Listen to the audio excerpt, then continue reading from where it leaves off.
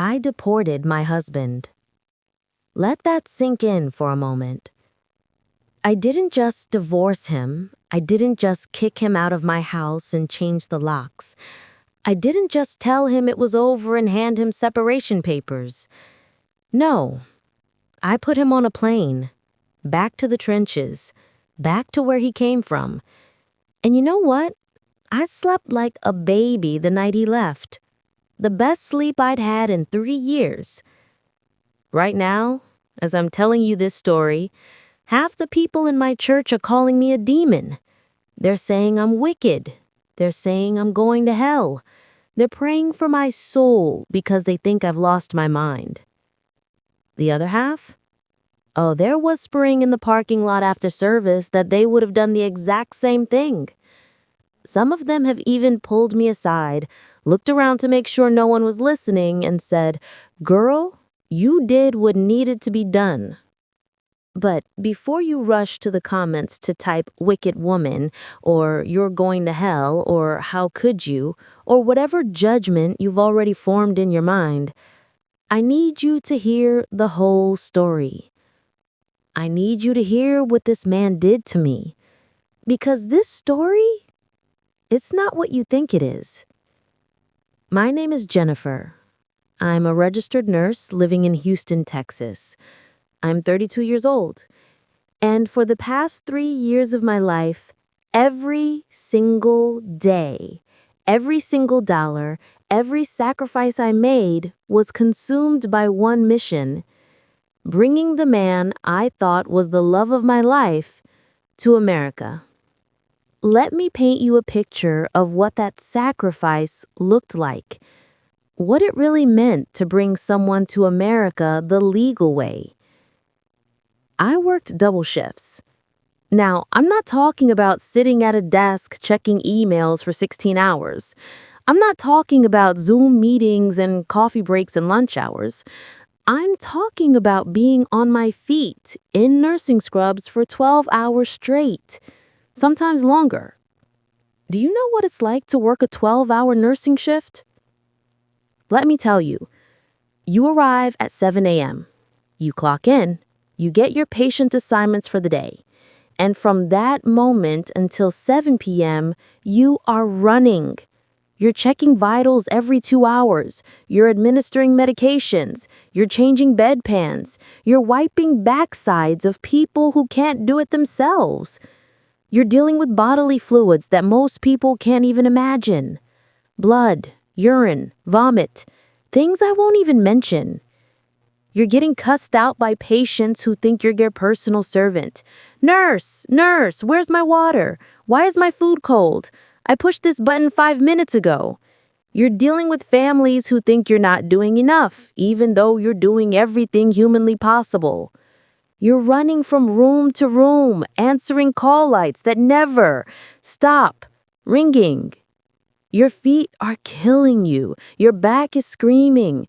You haven't eaten anything except a granola bar you shoved in your mouth while standing at the nurse's station. You haven't sat down in 6 hours. And after that 12-hour shift, instead of going home to rest, instead of soaking my feet and collapsing into bed like any normal person would do, I would clock out, walk to my car, sit there for 10 minutes trying to gather enough energy to move, grab a quick coffee from the vending machine, and clock back in for another shift. Another 12 hours. 24 hours on my feet. Do you understand what I'm saying? 24 hours. My back hurt constantly. I'm talking about the kind of deep, chronic pain that keeps you up at night. The kind where you can't find a comfortable position no matter how you lie down. My feet were so swollen every single evening that I could barely get my shoes off. I would sit on the edge of my bed and it would take me 10 minutes just to peel those nursing shoes off my feet. And my feet would be twice their normal size, red, throbbing, burning. I would cry sometimes. Just sit there on my bed and cry from the pain, from the exhaustion, from the loneliness. But you know what kept me going? You know what made me push through the pain, the exhaustion, the tears I would cry in my car during my 15-minute breaks?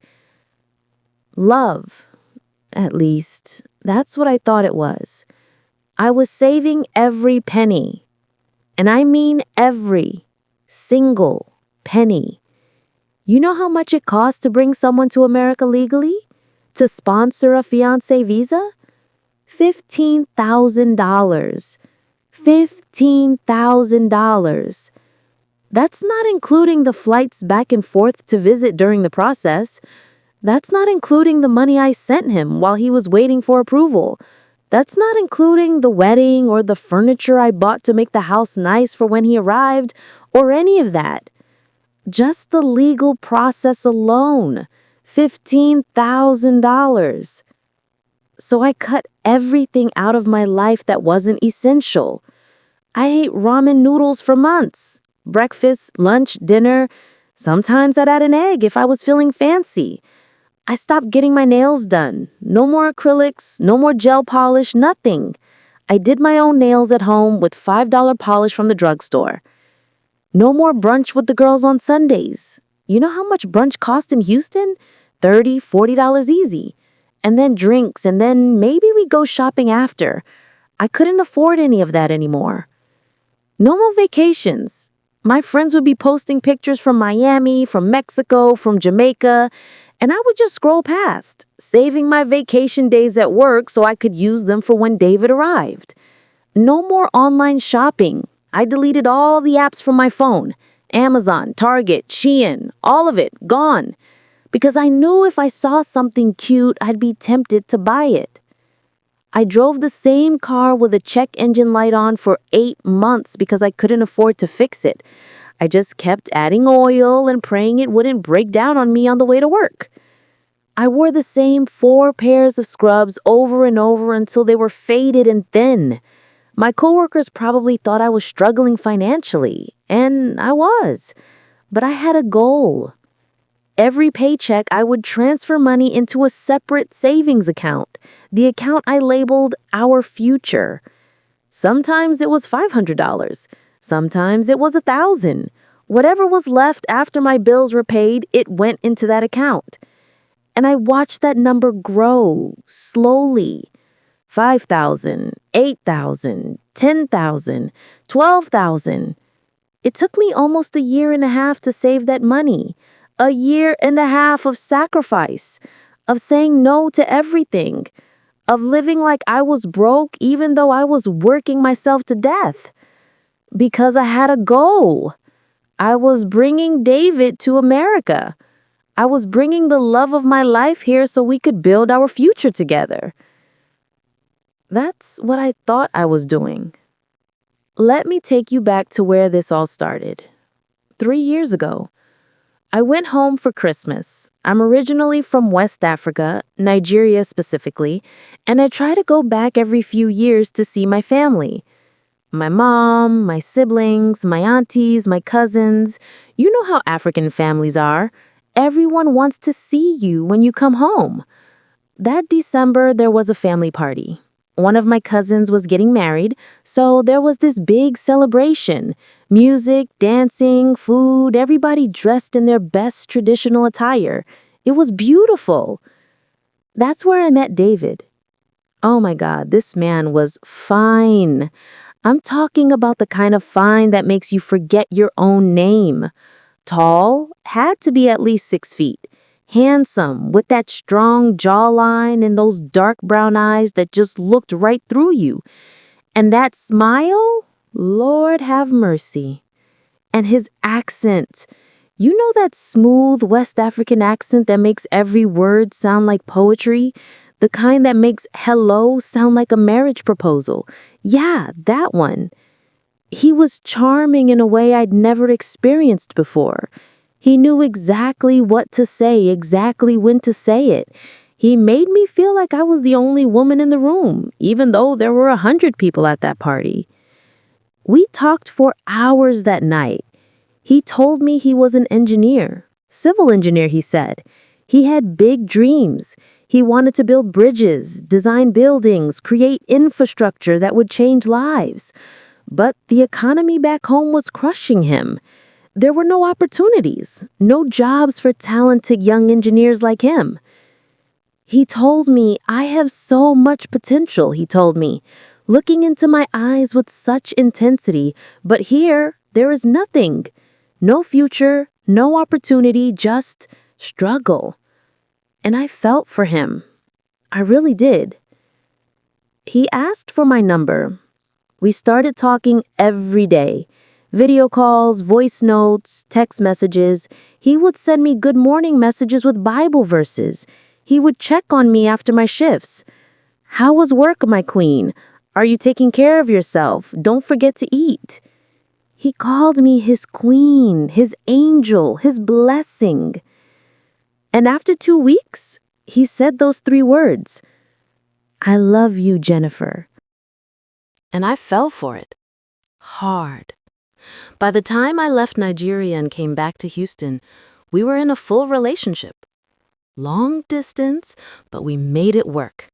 He would call me every single day, sometimes twice a day. We would fall asleep on video call together, and he would always say the same thing.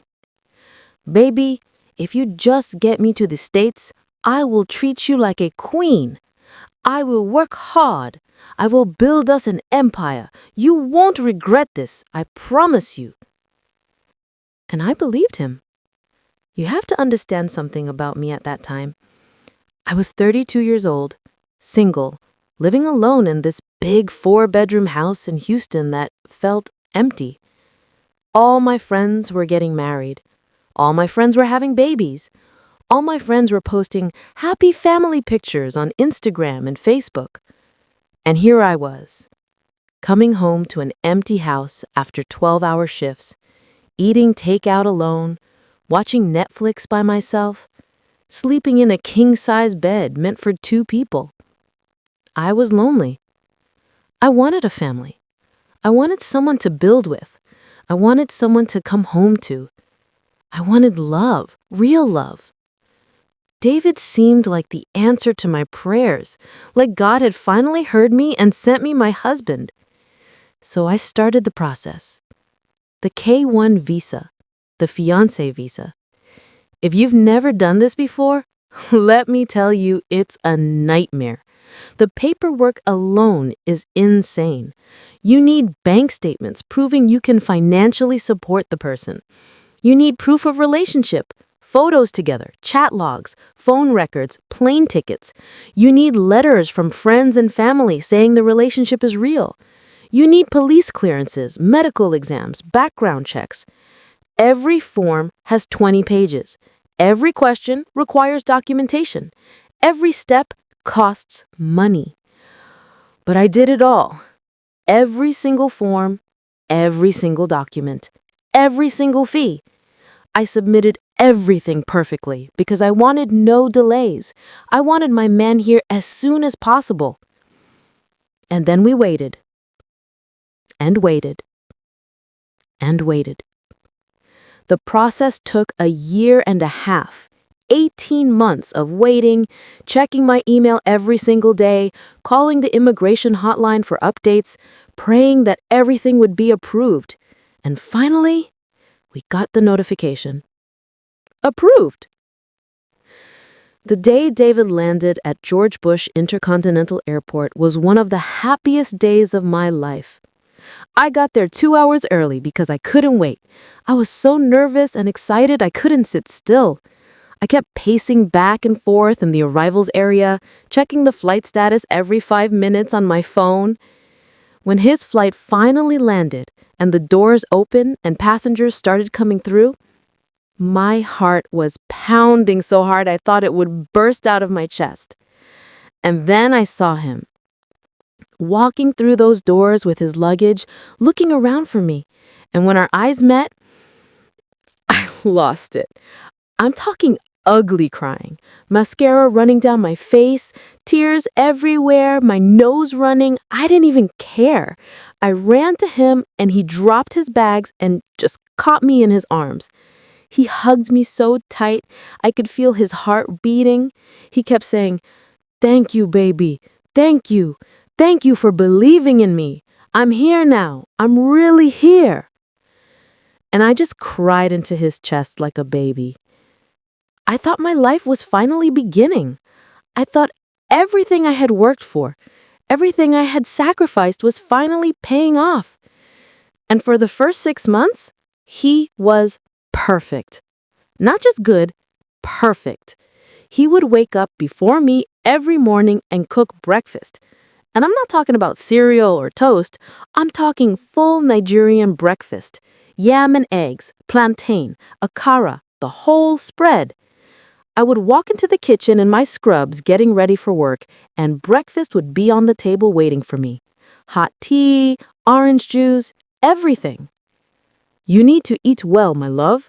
You work so hard. Let me take care of you." He cleaned the house better than I ever did. I would come home from a shift, exhausted, expecting to see dishes in the sink and laundry everywhere, like it used to be when I lived alone. But no, the house would be spotless. Dishes done, laundry washed, folded and put away, floors vacuumed, bathroom cleaned. "You rest, baby. You work too hard. This is my job now." And every single night, without fail, he would rub my feet. I would come home, collapse on the couch, still in my scrubs, too tired to even take my shoes off, and he would sit on the floor in front of me, take off my shoes, and massage my feet for 30 minutes while telling me about his day. "You are my angel," he would say, looking up at me with those eyes. "I don't know what I did to deserve you. You changed my life. I'm going to spend the rest of my life making you happy."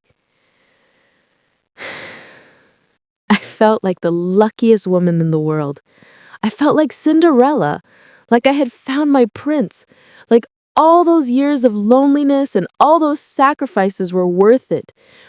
I would post pictures of us on social media, happy couple pictures, him cooking in the kitchen, us laughing together, living room date nights. And all my friends who used to feel sorry for lonely Jennifer were jealous. They were commenting, "Goals," and "Where can I find one like this?" and "Y'all are so cute together." And I felt vindicated, like I had finally won at life. We got married 3 months after he arrived. Nothing fancy, just a courthouse wedding, just us, 2 friends as witnesses, and the judge. But it felt real. It felt like we were building something together, starting our lives as husband and wife. Immediately after the wedding, we filed for his adjustment of status. That's the green card application, the thing that would let him stay permanently, work legally, get a driver's license, eventually become a citizen. More paperwork, more fees, more waiting. But this time, I didn't mind because he was here with me. We were together. We were a team. The interview is scheduled. The final step. After that interview, if everything went well, he would get his green card. And then we could really start our lives. I was already planning everything in my head. Once he got his work permit, he could start applying for engineering jobs, good jobs with good money. We could start trying for a baby, maybe buy a bigger house in the suburbs, maybe get a dog. I had our whole future mapped out in my mind. I could see it so clearly. And then, last Sunday happened. Last Sunday, I came home early from my shift. I had a migraine. And I'm not talking about a regular headache. I'm talking about one of those migraines that makes you nauseous, makes the light hurt your eyes, makes you want to lay down in a dark room and not move. So I clocked out early, told my supervisor I needed to go home, and I drove back to the house. When I walked in, it was quiet. Too quiet. Usually when I come home, even when I'm not expected, David is in the living room, watching TV, on his phone, doing something. But this time, nothing. The TV was off, the living room was empty. I called out, "David, baby, I'm home." No answer. I walked further into the house, put my purse down on the kitchen counter, and that's when I heard it. Laughing. Coming from our bedroom. Not just any laughing. That deep, comfortable, genuine laugh. The kind of laugh you do when you're relaxed and talking to someone you're really comfortable with. I walked down the hallway toward our bedroom. The door was slightly open, and I could see the light from his laptop screen. He was on a video call. And something about his tone was different. Something about the way he was speaking made me stop in my tracks. He wasn't speaking the sweet, gentle English he always spoke to me. Yes, my love, and of course, darling, and how was your day, my queen? No. He was speaking Pidgin. Fast, aggressive, comfortable Pidgin. For those of you who don't know, Pidgin is like broken English mixed with local language. It's what we speak back home when we're being real, when we're with our own people, when we're not putting on a show. It's the language you speak with your real family, your real friends, people you don't need to impress. I stood in that hallway, my hand on the doorframe, and I listened. Then I heard the words that shattered my entire world. Don't worry, babe. The maga doesn't suspect anything. Maga. If you're from where I'm from, you know exactly what maga means. It means fool. It means victim. It means someone who's being scammed, someone who's being used, someone who's too stupid to see what's really happening. He was talking about me. My heart literally stopped beating for a second. I'm not being dramatic. I felt it stop and then start again, but faster, pounding in my ears. But I didn't move. I just stood there in the hallway, frozen, listening. The interview is next week, he continued, his voice light and happy like he was discussing vacation plans. Once I get that green card in my hand, I give it 6 months, maybe less. Then I'll file for divorce, claim irreconcilable differences or something. She won't even fight it. Americans hate drama. He laughed. Actually laughed. And by this time next year, I'll have you and the kids here. Junior can go to American schools. You can get a good job. America is sweet, babe. So sweet. Just be patient, Small. Kids? He said kids. And then a woman's voice came through the speaker. Sweet, gentle, the kind of voice a wife uses when talking to her husband. We miss you, Daddy. Junior asks for you every day. He wants to know when you're coming back. I keep telling him Daddy is working, but he doesn't understand. Tell Junior Daddy is working on his future, David said, with his voice full of warmth and affection, real affection, the kind I thought he had for me. Tell him Daddy is getting everything ready so we can all be together in America. This woman is just the ladder. You understand? She's just the ladder I'm using to climb. You are the owner of the house. You are my wife. You are the mother of my children. I stood in that hallway for what felt like hours, but was probably only a few minutes. My mind was racing. 3 years, $15,000, all those double shifts, all those nights I came home with swollen feet and he rubbed them while looking in my eyes and calling me his angel. It was all an act.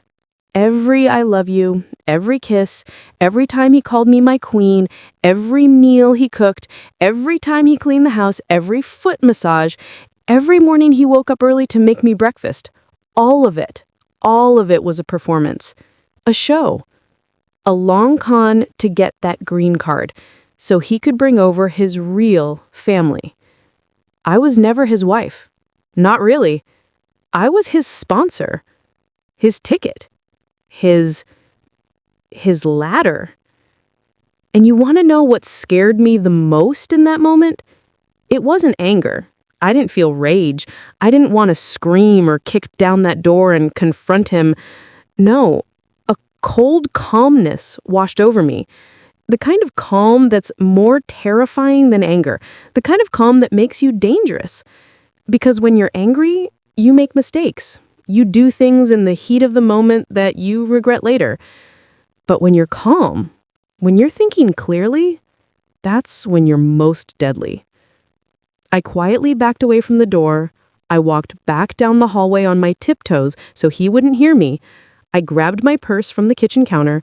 I walked out the front door, closed it softly behind me, got in my car, and drove away. He never even knew I was there. I drove to a coffee shop about 15 minutes from my house, one of those trendy places with exposed brick walls and Edison bulb lighting where nobody knows me. I ordered a latte I didn't want. I sat down at a table in the corner. I opened my laptop, and I just sat there for 3 hours. The latte got cold. I never touched it. I just stared at my laptop screen, my mind replaying everything I had just heard. The maga doesn't suspect anything. She's just the ladder. You are the owner of the house. People walked past my table. The baristas probably thought I was working on something important, but I wasn't working. I was planning. See, here's the thing about being a nurse. You learn to stay calm in high-pressure situations. You learn to think clearly when everything around you is chaos. You learn to make life-and-death decisions in seconds. A patient is coding, you don't panic. You act. Someone's bleeding out, you don't scream. You stop the bleeding. A child stops breathing, you don't freeze. You save their life. That's what nursing teaches you. How to stay calm when any normal person would fall apart. And sitting in that coffee shop, that training kicked in. I wasn't going to confront David. I wasn't going to scream at him. I wasn't going to throw his stuff out on the lawn and make a big dramatic scene that he could use against me later. No, I was going to do something much more effective.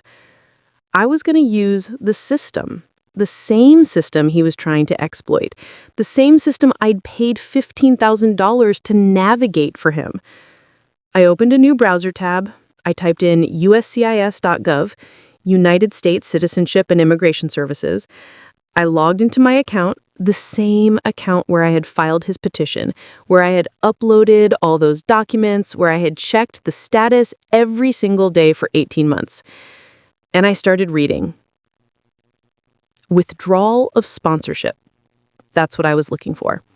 Can a sponsor withdraw their petition after the beneficiary has entered the country but before the adjustment of status is finalized? I read every article, every forum post, every legal explanation I could find, and the answer was yes.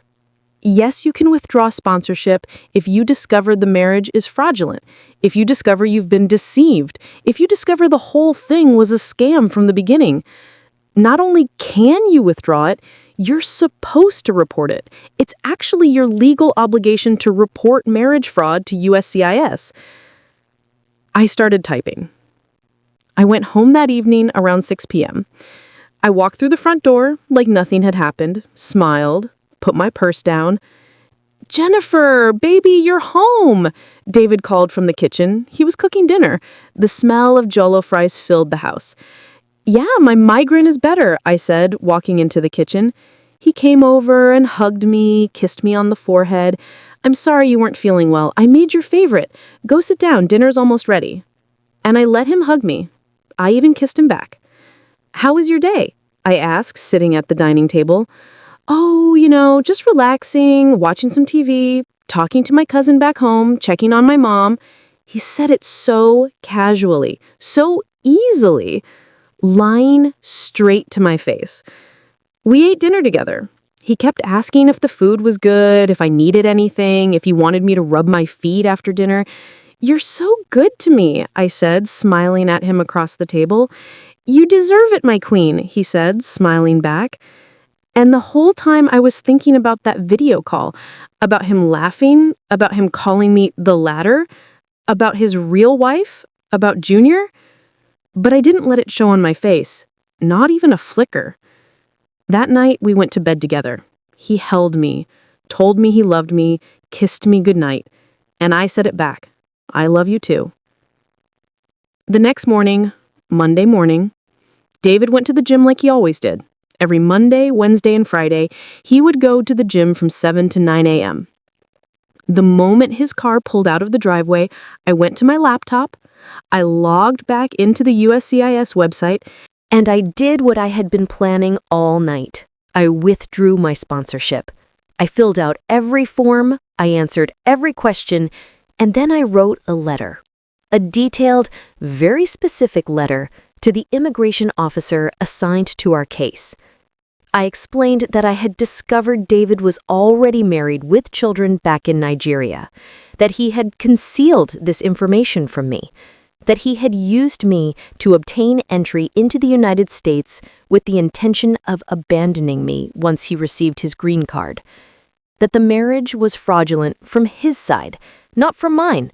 I had entered into this marriage in good faith, but he had not. I attached evidence, screenshots of our early conversations where he had never mentioned a wife or children, bank statements showing the money I had spent, affidavits from friends who could testify that I believed this was a real marriage. I explained that I was no longer willing to sponsor him financially, that I was no longer willing to vouch for him, that I wanted to withdraw my petition immediately. And then I hit submit. I sat there for a moment, staring at the screen, the confirmation page. Your withdrawal has been received and is being processed. There was no going back now. I closed the laptop, I went to the kitchen, I made myself a cup of coffee, and I waited for David to come home from the gym. When he walked in, sweaty in his workout clothes, I was sitting at the kitchen table reading a book. Good workout? I asked. Yeah, great. I'm going to shower, then we can have breakfast together, okay? Okay, baby. He had no idea what I had just done, and I didn't tell him. I acted normal for the rest of that week. I went to work, I came home, we ate dinner together, we watched TV together, we slept in the same bed. He kept talking about the interview. Just one more week, baby. Just one more week and I'll have my green card. Then I can start looking for engineering jobs. We can really start building our future. I can't wait. I'm so proud of you. And the whole time, the clock was ticking. Watch out for part 2. Please subscribe, like, and comment.